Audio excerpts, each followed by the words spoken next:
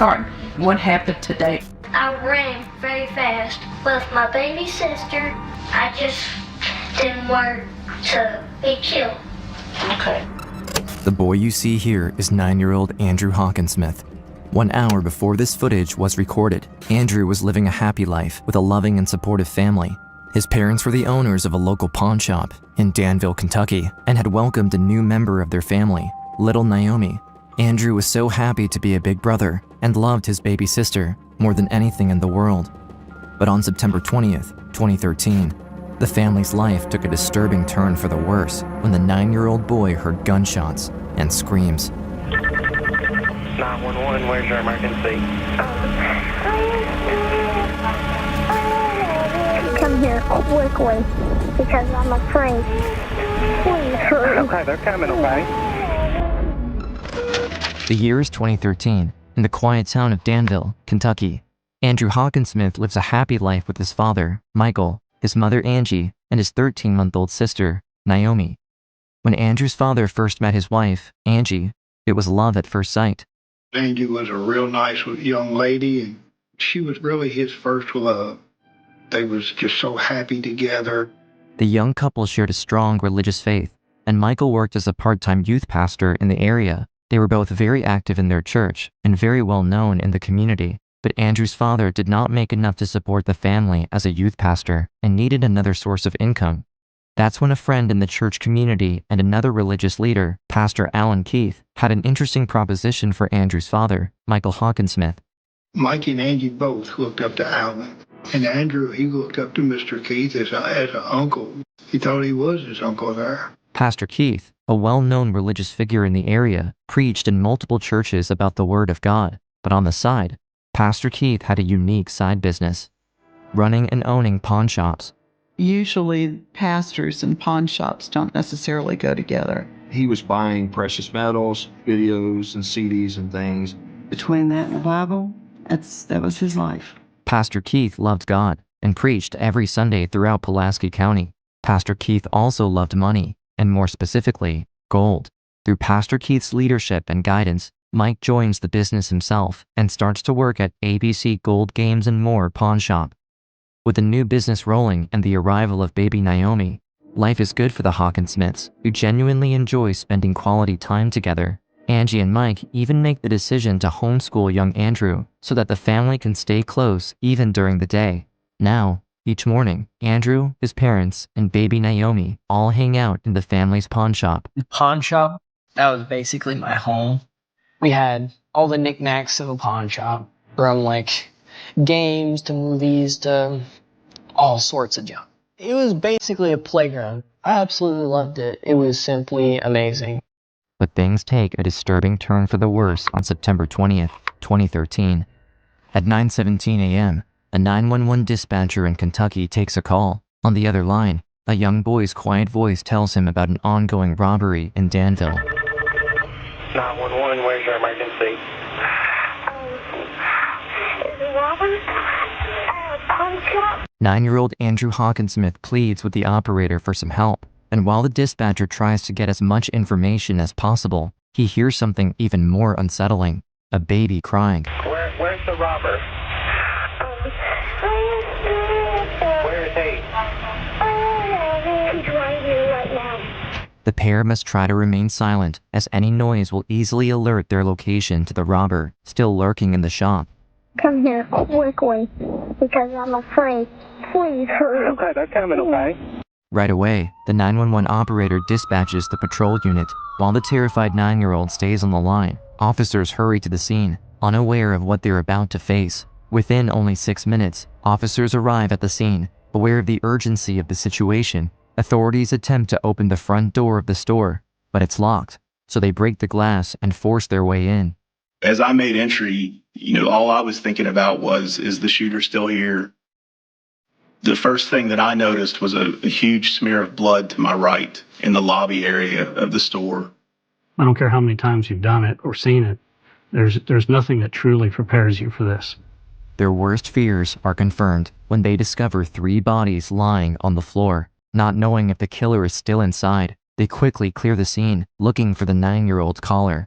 Guided by the dispatcher, there's a sigh of relief when the officers find the 2 young children still hiding. Both of them are directly taken to the police station, terrified, but physically unharmed. Back at the pawn shop, cops and detectives fill up the store, while a forensic scientist starts to examine the bodies. It's a difficult scene to analyze since the store is selling guns and ammunition, making it harder to identify what's a clue and what isn't.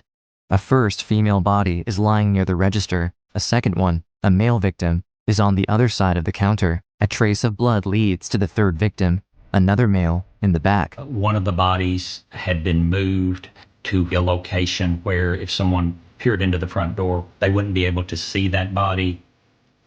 The victims had been shot multiple times, possibly after they were down.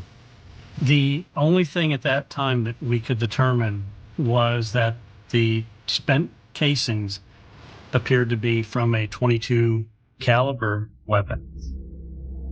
Andrew's paternal and maternal grandmothers, Charlene and Barbara, rush to the crime scene, wanting to make sure their family is safe and also understand what's happening.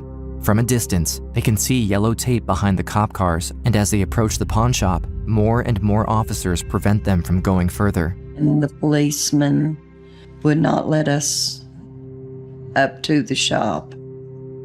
They said, "You cannot go in." Well, I just broke down at that point. I knew they were gone. And my heart just sunk. Just couldn't understand why. What had they done so bad that they deserved to die? Would not comprehend why anyone in their right mind would want to hurt either one of them. The first 2 victims at the front of the store are identified as Michael and Angie Hockensmith, owners of the store and loving parents of Andrew and Naomi. The third victim is 60-year-old Dan Smith, a regular customer of the Hockensmith who would routinely buy and sell gold in the area. At first glance, the scene looks like a burglary gone wrong. The Hockensmith store is indeed a pawn shop, therefore a target of choice for people wanting to steal valuables. However, a crucial piece of evidence doesn't make sense with this theory. Dan Smith's suitcase is open on the counter and is still full of money, as well as the register. Why wouldn't the robber take some money with him before fleeing? As I continued to process the scene, I discovered that over $1,000 from the cash register was still there. It hadn't been taken. Both Mike and Dan's wallets hadn't been taken. It made me start to think that the victims had been targeted for a reason other than robbery. Detectives are puzzled by the setting of the crime scene. If it wasn't a robbery, then what happened? Were any of them specifically targeted by the killer? We're like, what do we have here? It was a hit. Was it on Dan Smith? Dan Smith was a gold buyer. He carries a briefcase with him with a large amount of cash. Dan Smith's wife was able to tell us that he would do a certain route on certain days of the week. So he goes to his bank, he gets the money, and then he had a lot of pawn shops that he went to. The investigators go to Lawson's Jewelers in Harrodsburg, a store on Dan's normal route, just 19 minutes away from the Hockensmith's pawn shop. He walks in with that same briefcase and then talks to the lady behind the counter and just appears very relaxed, laughing, has no idea, obviously, where he's headed. I don't even think it was a full hour after this. Dan Smith was killed. There was nobody that appeared to be paying any particular attention to him. There was nothing that stood out. We really were kind of baffled at this point. Who was even the target? The detectives' initial strategy of focusing on Dan doesn't pay off. They have no suspects and no leads for any of the victims. The murderer is still on the loose, and both families are mourning. News of the murders reaches the town and surrounding cities, and everyone is shocked. Nothing like this ever happened in this small town. 2 young children are without their parents tonight after they were murdered inside their Danville, Kentucky pawn shop. That store is located just blocks from Center College. As Matt McCutcheon reports, one of the kids called 911 and shielded his sister from the violence. The town of Danville demands answers for these tragic murders. Even Pastor Alan Keith, the one who introduced the Hockensmiths into the pawn business, shares his sorrow on social media and pays tribute to the victims. No sleep at all. I am in shock right now over the loss of 3 great people. I also knew the third man. He was a business client and a good friend. We're now learning that the suspect in this case, apparently police say, made his way out of this garage door and then took off through the alley, never to be seen from again. If you have any information, call Danville Police at the number now on your screen. There's no time to lose for the police as the killer is still on the loose, but they still have no clear motive or even a specific suspect. At this point, Andrew could still be a target without the cops even knowing why. The young orphans are now being protected by authorities at the police station and will soon go under the care of their grandparents. Everyone in the quiet town is still baffled by who would want to harm both families and end the lives of these young children's parents. Officers struggle to figure out what their next step will be when a call comes in with a promising lead. I'd gotten on Facebook and noticed, homicides in Danville, Kentucky pawn shop. And immediately my heart sunk because I thought a friend of mine still owned that shop, Alan Keith. So that's when I called him. Immediately as soon as I started talking to him, it was an odd conversation. Once Kenneth Allen's name was mentioned, we started looking, okay, who is this guy? He was involved in the pawn shop business. He had one in Somerset, Kentucky. And he was a pastor of a small town church in Pulaski County, Kentucky. He appeared to be loved by his local congregation. That was kind of a common denominator for everybody involved, as they were all heavily into the church, either as pastors, ministers, leaders, just in a church. Brother Harold, he said, I feel horrible because he said, I got Mike Hockensmith into the pawn business. The caller explains that one of his friends, Pastor Kenneth Allen Keith, had made suspicious comments about the case. When I called Alan, it kept getting weirder and weirder. Pastor Keith, who lives in Somerset, roughly 50 minutes away, just happened to be in Danville on the day of the murder. On September 20th, he drove 43 miles to get his wife's prescription in a local pharmacy where he wasn't a regular. I said, you were in Danville? He goes, yeah. He says, I was in Danville to pick up my wife's prescriptions. Alan's given us detailed, step-by-step description of where he was that day. Now I'm freaking out because I'm thinking, why are you telling me this? So pretty much Michael and Angela were innocent bystanders. And then he said they weren't innocent. They cost me a lot of money. The investigators keep digging into his life and go through Pastor Keith's finances. They soon learn that he had once been a full owner of the pawn shop, but because of debt and poor finances, he was forced to give up ownership to Mike and Angie Hockensmith. Kenneth felt cheated. He felt that that pawn shop should have been his, and that Hockensmith basically stole it right out underneath his feet.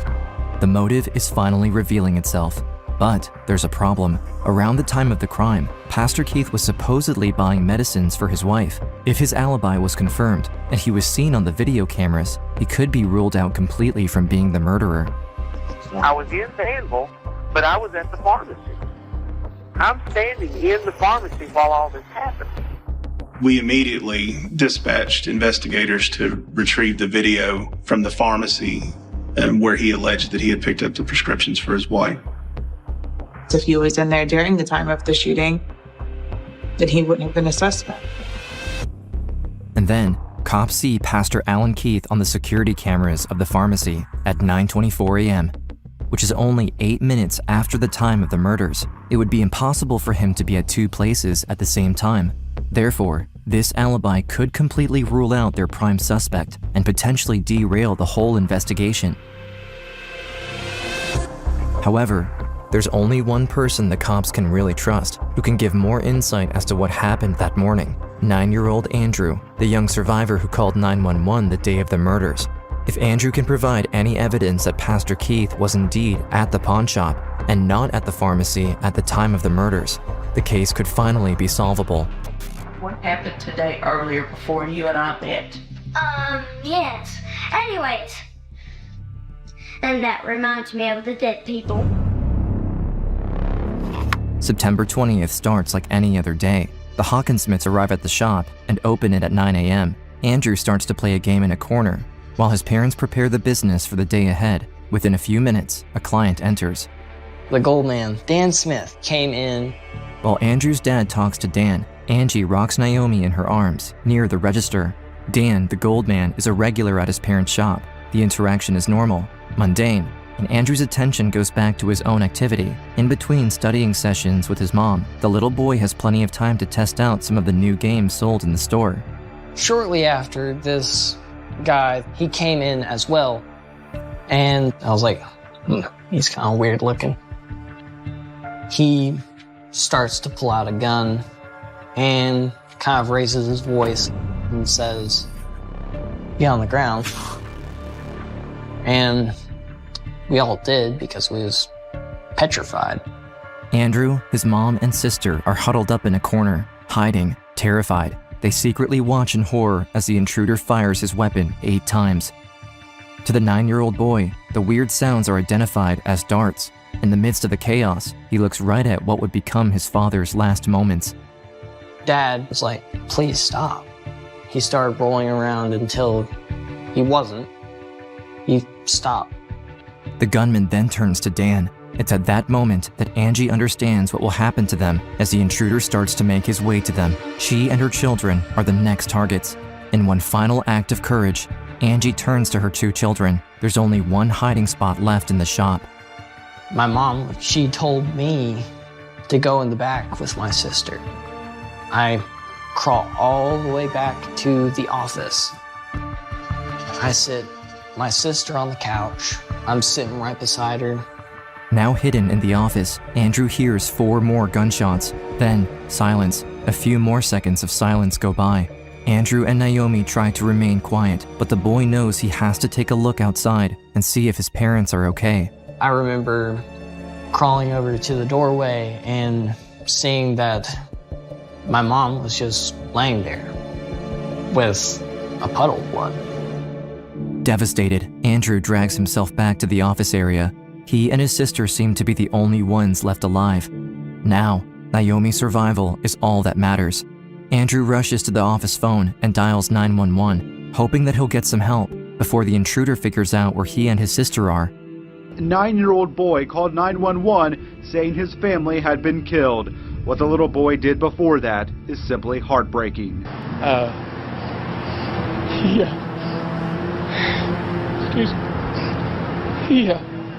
He grabbed his little sister up and he carried her in the office and he covered her with his body. And, it's just, he's a hero. He and his 14-month-old sister were not physically hurt. I ran very fast with my baby sister. I just didn't want to be killed. Thanks to Andrew's bravery, quick thinking, and recollection of the chain of events, Pastor Keith's alibi starts to crumble, and police can confidently build a case against him. Suddenly, all the clues that were collected right after the crime make perfect sense. Pastor Keith is the owner of a silver minivan. Right before the shooting and right after, a security camera had caught a similar car driving around the pawn shop. And thanks to Andrew's secret 911 call, this crucial timestamp makes it completely possible that he could have gone to both places almost at the same time. Without this, Pastor Keith could have gotten away with his pharmacy alibi. From the pawn shop to the pharmacy, that was a doable time. Finally, on October 9, 2013, 19 days after the murders, police finally have enough to arrest him and have 3 warrants. 1 for his home, 1 for his church, and 1 for his pawn shop in Somerset. An investigator went in as a potential customer and made contact with Mr. Allen. We discovered a box for a threaded device that can be purchased over the internet that can be fashioned into a makeshift silencer.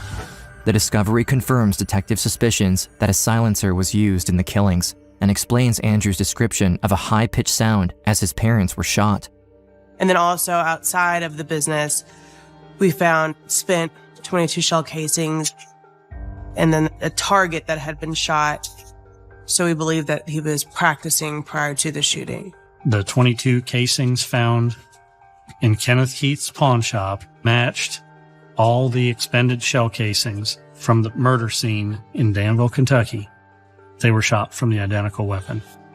Pastor Keith is arrested in his own pawn shop without incident. The Hockensmiths and Dan Smith's families are relieved. The man their loved ones once called a friend is behind bars. He had betrayed everything they stood for, but in the end, justice prevailed. But to be able to commit murders on Friday and then get up on the pulpit Sunday morning and preach, especially in front of 2 children, you're going, wait a minute, that's not a real pastor. To spare Andrew, his family, and Dan's relatives a long and painful trial, prosecution decides to offer Keith a plea deal for him to avoid the death penalty. Meanwhile, as the courts prepare for Keith's sentencing, young Andrew has found another outlet to share his grief. He starts to express himself through drawings and shares his feelings in the pages of a comic book. Andrew just went through unimaginable trauma, but was able to take his sister into safety and call for help. His parents always had his back, and on that day, he proved how much they were really alike. My dad, he made things look so easy. He was truly an amazing person. Despite the tragic end of Andrew's parents, they succeeded in protecting their children, which is what mattered to them the most.